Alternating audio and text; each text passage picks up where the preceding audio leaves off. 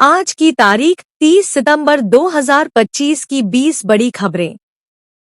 भारत ने 7वीं बार under 17 Saif championship का खिताब जीता। भारत ने अपनी टीम के शानदार प्रदर्शन के साथ यह खिताब अपने नाम किया। यह जीत भारतीय फुटबॉल के लिए एक बड़ी उपलब्धि है। सीपी राधाकृष्णन भारत के 15वें उपराष्ट्रपति चुने गए। सीपी राधाकृष्णन ने अपने निकटतम प्रतिद्वंद्वी को हराकर उपराष्ट्रपति पद की कुर्सी पर कब्जा जमाया। यह एक महत्वपूर्ण राजनीतिक घटनाक्रम है। सरकार ने शुल्क मुक्त कपास आयात को 31 दिसंबर 2025 तक बढ़ाया। सरकार ने कपास आयात पर शुल्क माफ करने का फैसला किया है, जिससे कपड़ा उद्योग को लाभ होगा। भारतीय सशस्त्र बलों ने रूस में आयोजित झापड़ 2025 में भाग लिया। भारतीय सशस्त्र बलों ने रूस में आयोजित इस सैन्य अभ्यास में भाग लेकर अपनी सैन्य क्षमता का प्रदर्शन किया। एयर मार्शल आशुतोष दीक्षित ने थाईलैंड में रणनीतिक रक्षा वार्ता में भाग लिया। एयर मार्शल आशुतोष दीक्षित ने थाईलैंड में आयोजित इस महत्वपूर्ण सम्मेलन में भारतीय वायु सेना का प्रतिनिधित्व किया। प्रोफेसर प्रदीप कुमार प्रजापति को AIIA का नया निदेशक नियुक्त किया गया। प्रोफेसर प्रदीप कुमार प्रजापति को नई दिल्ली स्थित अखिल भारतीय आयुर्वेद संस्थान का निदेशक बनाया गया है। भारतीय भारोत्तोलक मीराबाई चानू ने स्वर्ण पदक जीता।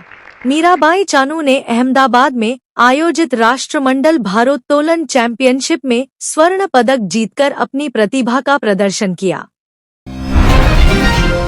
राष्ट्रीय कृषि सम्मेलन रबी अभियान 2025 नई दिल्ली में शुरू हुआ।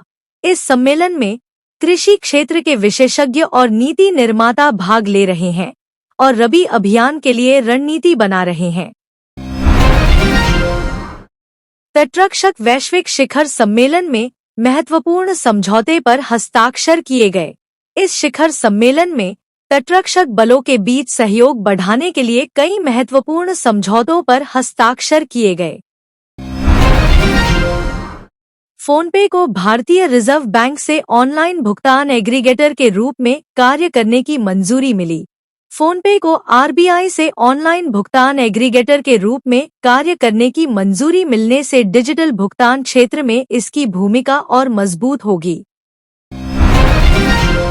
अर्शदीप सिंह 100T20I विकेट लेने वाले पहले भारतीय गेंदबाज बने।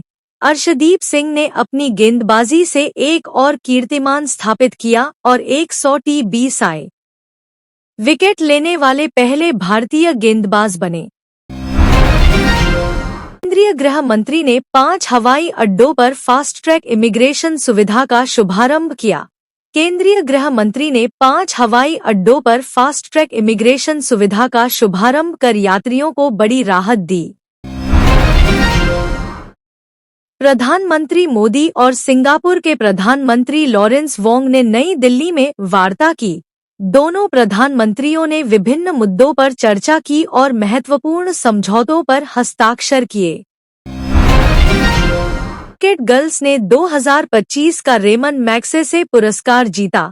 एजुकेट गर्ल्स ने शिक्षा के क्षेत्र में अपने उत्कृष्ट कार्य के लिए यह प्रतिष्ठित पुरस्कार जीता।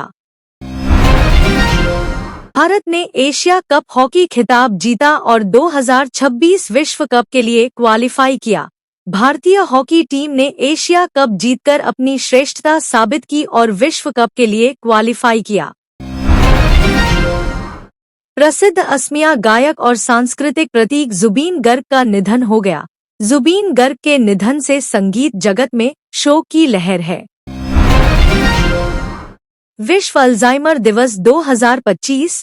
इस दिवस का उद्देश्य अल्जाइमर रोग के बारे में जागरूकता बढ़ाना और इससे प्रभावित लोगों के प्रति सहानुभूति जगाना है।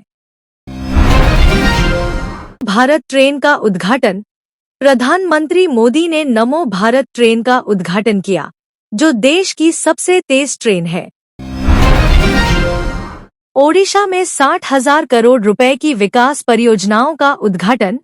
प्रधानमंत्री मोदी ने ओडिशा में कई विकास परियोजनाओं का उद्घाटन किया, जिससे राज्य के विकास को गति मिलेगी।